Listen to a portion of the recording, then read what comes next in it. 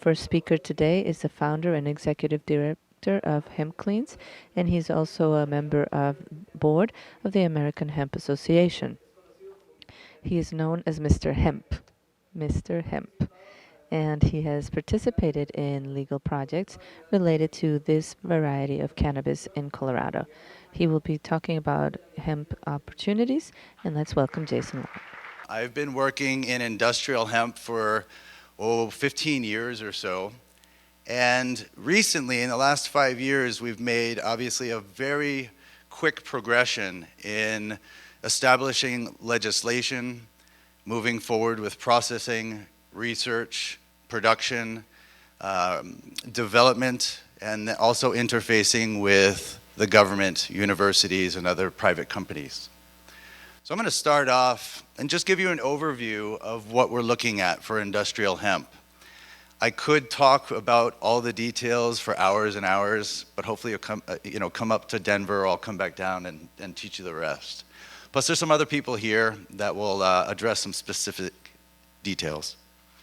So right off the bat, real quick, to me, American represents the American continent. So North, Central, and South America are all inclusive. It's not just us as the United States that are doing this. It takes all of us as a collaborative effort. So Hemp Cleans is an organization. It's a nonprofit organization that I started about 4 years ago. And its purpose was to regulate and legislate for industrial hemp. In 2012, really the traction in Colorado started to move forward.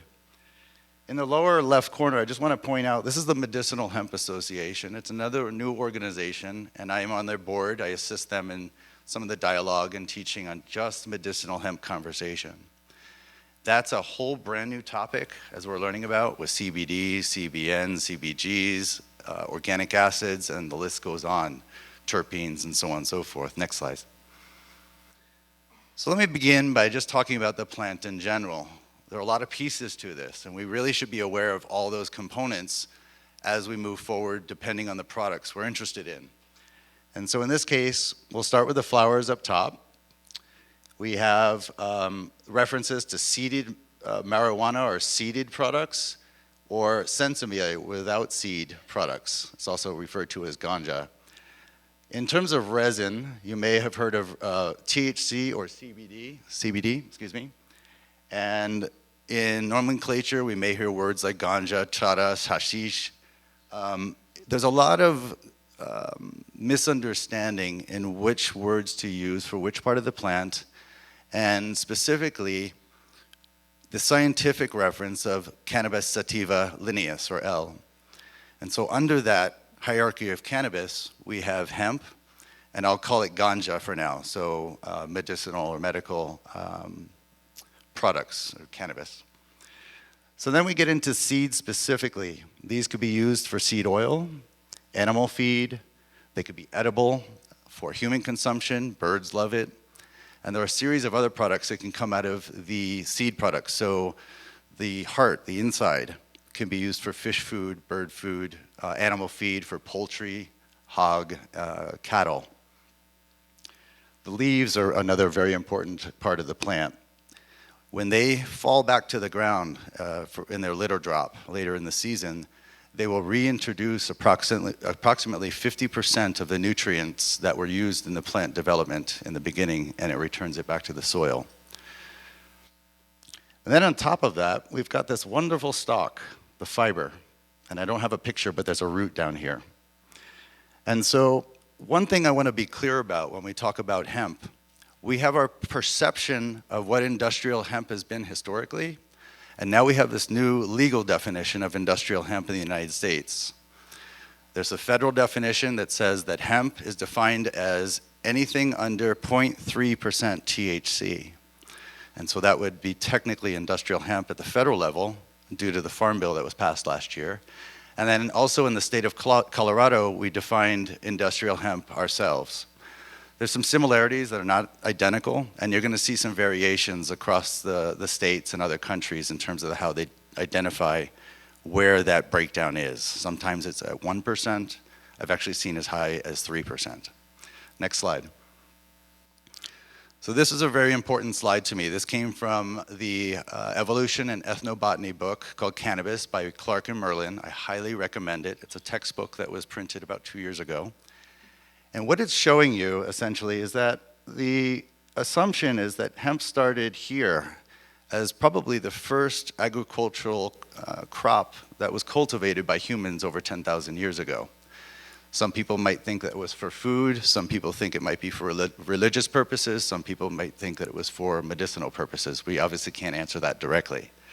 However, what I want to point out here is that up until now, you've heard of indica and sativa. Sativa, the narrow leaf, and indica, the wide leaf or broad leaf. And so in this case, you see NLD would be narrow leaf drug type. As you go north, you see narrow leaf hemp. We go across the United States and you see narrow leaf hemp, broadleaf drug, narrow leaf drug, and then as we come down here, narrow leaf drug. And so these are really just identifying the types of plants that you'll see that have acclimated to those parts of the world. A lot of that was through nature, but human intervention and cultivation had a lot of influence as well. And so you'll see feral hemp or wild landrace hemp, as Mara brought it up yesterday, but you'll also see these hybrids that were created for certain purposes, big seeds, long fiber, bushy plants, short plants like you might find up in Siberia. It's even colder. So you'll notice, though, that we have some of these empty areas. We don't know much about the potentials of cultivars that grow in the equatorial zones, especially Africa. A lot of violence there, so I don't think too many people have been looking for feral hemp strains. In the United States, because we had the narrow leaf hemp from prior to 1937, and then also in 1941 with Hemp for Victory, when the United States was cut off from Manila hemp, and so we needed to produce our own. In that case, what's happened since then is that in Nebraska and places in the middle of the country, there are still groves or feral hemp growing next to farm fields all over the place. And nobody cultivates it. Young people think that you can smoke it. They may try to and get a headache. But I just want you to be aware that these are starting to show you a pattern, all right? So let's go to the next slide. So in terms of what are we looking at in terms of the primary chain of product opportunities, I see this as the whole buffalo. We can use every single part of this. So the stalks, the roots, the seeds, and so on and so forth. And so in this case, we have stalks, roots, and tops. And I've broken those down into hurd and bast, so fiber and short fiber, or inner bark, if you will. And then the tops consist of seed. The seed can be cleaned. The flowers, or the resinous part of the tops, can be turned into terpenoids, as Mara and other people have talked about, and cannabinoids. And there's actually a couple other pieces that can come off of here. For the seed pathway, as we clean and grade, we can remove the shell. So you can have shelled hemp seed, as you may see in the supermarket, known as Hemp Hearts, Manitoba Harvest, and Nativa, and other companies make great packaging that you can buy in the store. It's a legal product. It has very high protein. It's about 30% by weight and content. And of course, all the omega-3s, omega-6s, and other health benefits. Then we look at the shells and fines and insoluble fiber. So for dietary purposes as well. So there's a lot of nutritional needs here. Silage, good for feed. But then we can go into planting seed. Obviously, we want to propagate our fields. We can go into oil extraction. And let me back up. Planting seed, we can get into, obviously, cultivating for selling seed to propagate into other farms. But we also can grow seed to start experimenting with possible new hybrid combinations that may produce plants that will grow differently for specific products. And so then we can get into oil extraction. Now this is a little vague, and this is going to follow the seed-specific pipeline. Oil from seed, in the supermarket it's known as hemp oil. It should be called hemp seed oil because there are so many hemp oils. We have hemp biodiesel, we have hemp jet fuel, hemp gasoline. There is the nutritional hemp from hemp seed. Then we have the resinous hemp from hemp CBD and hemp THC. So as you see, we can't just say hemp oil, right? The other pieces we want to look at are food and bird seed, industrial oils for soaps, lubricants, paints, lacquers, and all of those materials, plastics, another good one. And then we can start getting into pressed seed cake. And so protein isolates and soluble fiber, again, can come out of this. Next slide. So I'm kind of just going to glaze over this because you've heard all the details about what these cannabinoids can do, but we assembled a very simple graph to look at that starts to talk about THC, CBD, CBG, CBN, which is a degraded THC product, CBC, THCV, and onwards. And this is just a very short list of the possible ailments that can be addressed. So as an analgesic, pain reliever, I'll just skip down. Anti-ischemic, so artery blockages. Let's see, let's go to appetite stimulant. So we see THC is here.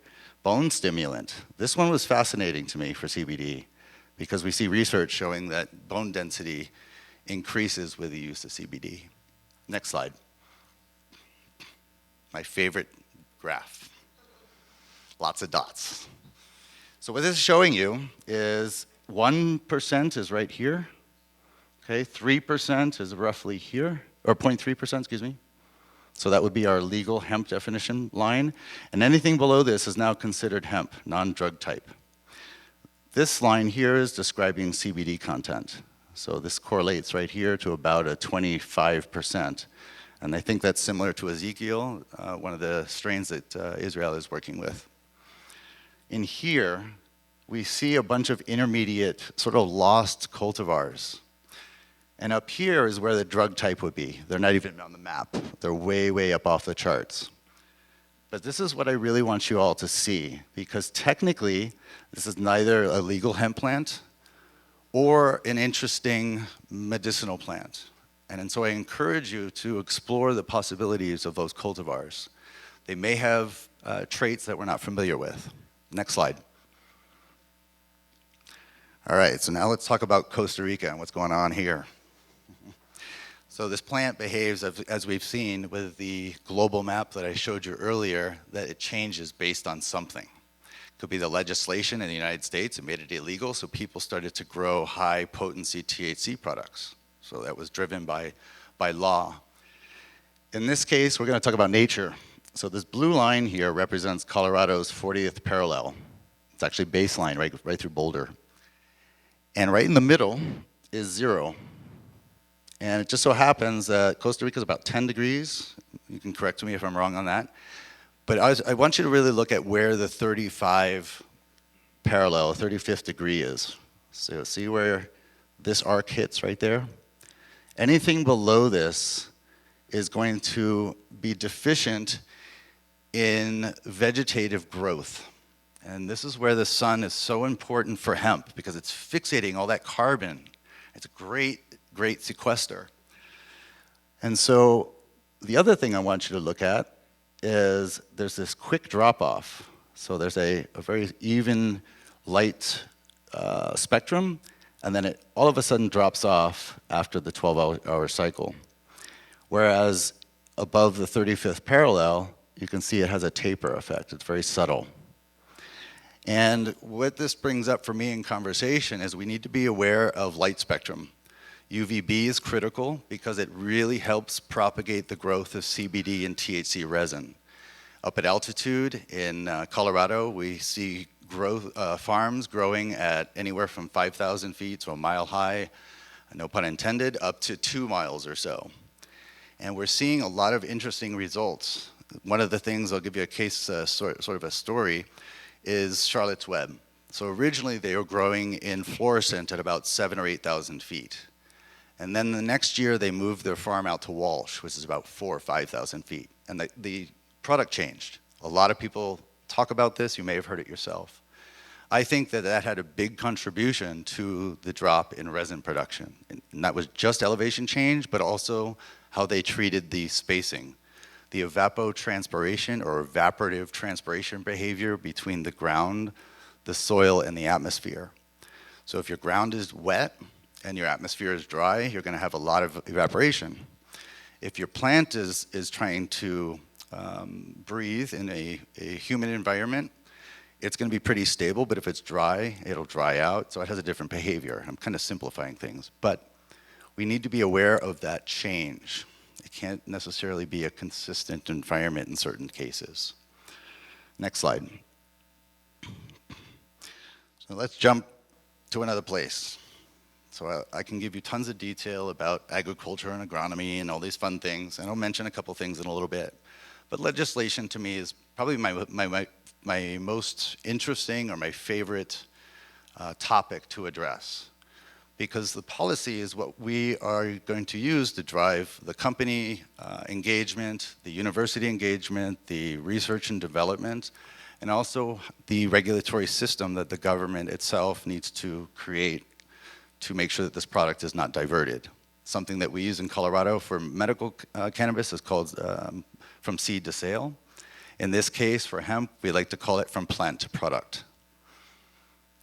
In this case, this was the beginning of our legislation. We were sitting in committee here. A couple people who are part of our team. That's actually Representative Wes McKinley, who initiated the hemp bill with me in 2012. We started with a remediation pilot program demonstrating that hemp is capable of cleaning soil, water, and air. And so we've done quite a few experiments, and there are about 8 different research papers out in the globe, in the world today, that address the uptake of nickel, cadmium, gold. We're working on a brownfield project right now in Colorado. And this is exciting because the EPA, the Environmental Protection Agency, has gotten wind of this, and they're actually excited. But we have access to an old weapons facility where we used to build our sarin gas weaponry. And so it's loaded with petroleum-type contaminants. It's almost identical to a lot of the pesticides that you'll see in the market. And so we're setting up multiple experiments to demonstrate the potential of using hemp to clean the soil, but also to mitigate the amount of water runoff contamination in over-nutrification of our water systems, which causes algae bloom, eutrophication, Dead Sea zones, all those kinds of things. Let me just make a little quick comment. So medical cannabis became legal in Colorado in 2000, and hemp was 2012, and then our regulatory bill was 2013. Next slide. I'm going to just give you some basic stats, because I feel like that sometimes when we were talking to each other, when I say hemp, some people may think I'm talking about ganja or medical. And so in the case of medical cannabis in Colorado, we have approximately, I think it's 27 states right now. You guys, 23 states? I think it's actually 27. The Colorado state government earned $60 million in tax from the sales of cannabis last year, just in the state. And so it's approximately $600 million in retail sales. What's interesting is the states that have legalized for medical use have seen a decrease in teenage use, not predicted by a lot of people. A lot of people think that it's going to go up. Alcohol consumption has gone down by nearly 5% in the state of Colorado, and we've seen a 9% drop in traffic deaths. This is substantial. It's an economic deficit or cost to all of us, but it's a loss. I've lost friends to DUI. I think maybe many of you have. And so these things are really important to me as a person, not just to talk about cannabis and its effects, but what are the social effects that are cascading, the secondary and tertiary effects. So the passage of the medical cannabis law also saw a 5% reduction in suicide rates. That's big. It's a big issue with a lot of our military in the United States right now. We lose about 22 people a day to suicide. Next slide. Hemp legislation, of course, is very different. It's moving a lot faster, I think, than medical. And I think this is because the states are starting to see the bigger picture for industrial uses. So in this case, we have some sort of commercial program that has been authorized in West Virginia, Colorado, California, North Dakota, and these states are expanding all the time. 7 states currently have some sort of R&D or agricultural research program. Personally, I think that was a great idea to get the initial steps moving forward, but I think at this point there are a lot of research programs going on. We need to start to do things and start to experiment with possible marketing techniques. And our Farm Bill in the United States actually says marketing in there. So to market, we have to produce products and we have to test those with the public. Next slide. So I'm just going to go through a couple projects with you that I've been associated to. I tend to love to go to places and share my information. My belief is if we all have access to the ingredients, we can all come up with our own recipes. So let's share all the information, let's share all the cultivars, let's work together and collaborate on the research. So for example, in Colorado, at the University of Colorado Boulder, we're very excited to have Dr. Kane, who's working on the Cannabis Initiative Research or Genomic Research Program. So they're already doing sequencing and mapping and identification of specific gene traits to create specific behaviors in the plant. This is really exciting. So what we're looking at here was basically our seed drill. This is our hemp field that was about 2.3 acres. I guess it's equivalent to about a hectare. Correct me on that again. My math is week. But this is the finished harvest. And so this is your typical impression of industrial hemp, right? Long and skinny with the tops up very high, no leaves on any of the structure. Next slide. This is another project where all of these are clones. So these are also considered legal hemp, but these are cloned female only. And so basically you take part of a plant, you'll cut the leaf off and you propagate that. It establishes roots and then they plant those by hand in the field. The reason we want to do this is we want to minimize the amount of pollen release, which is a seed problem. We don't want seeds in these plants because we're after CBD resin production. Next slide. I see we, I think all of us is what I'm thinking of when I say we. So this is going out in Boulder. These are also clones, and these are just hardened up. They came out of these hoop houses, and they're going to go into, not this field, but they're going to go into another field right next door. Next slide. Irrigation going in. We've done experiments with center pivot, so overhead watering with industrial hemp. We've noticed that there can be some problems with fungal growth in the seed heads. And so we need to be very careful of how we water the plant. We're finding in this case, we're going to be flood irrigating. Next slide. This one I'm really excited about. These guys are students from Colorado State University. And so we're starting to see the universities get engaged heavily and very directly with these projects. And so you're going to see a lot of collaboration between government and university. It's exciting. Next slide. All right, let's diverge a little more. Extraction. A lot of people talk about extraction. There's CO2, there's butane, there's ethanol, there's cold water, there's many, many other types of distillation techniques, reflux, and we can go on. And so we need to be very specific about what it is we're trying to achieve. What is our volume that we're going to be moving through these systems? Are we going to go into a bucket, sit there and wait for it to do something, and then take it out and clean it? Or do we want something that has a throughput that I can send through this pipe and I don't have to worry about slowing my system down, right? So mass volume, for example. So what you're looking at here is distillation. This is CO2. This is a reverse reflux. Just to give you an idea of the technologies that are available. These units can range, this one actually right here is about $375,000. But you can do this at home. So steam distillation is very easy. And I'm not encouraging you to do this at home, but what I'm saying is it's very simple. So please talk to a lot of the people that are here that already have extraction experience or businesses. There are a couple dispensary owners I know from the States that you guys can probably share a lot of information to. Next. So what do you do with all that oil? Let's talk about what the oil, whatever that oil is. So seed oil. You can probably get about 30 gallons of seed oil, seed pressed oil, off an acre of hemp. Seed oil sells for about $15 to $55 a gallon, depending on technical, all the way up to organic food use. Obviously, we're not going to take that and turn it into the biofuel, the diesel that Rudolf Diesel intended the diesel engines to run on initially, because you're not going to want to spend $15 a gallon plus processing, right? However, what I really am trying to instill and encourage is sometimes we don't need to think about that top dollar as our bottom line. We really should think about the effect of our communities, energy, the environment. What are the repercussions that we're going to be looking at down the road as we start to use these types of fuels? And that gets really exciting. In this case, what this is a gel cap line. So oil can go in this one, so resin oil, for example, so CBD, THC oil.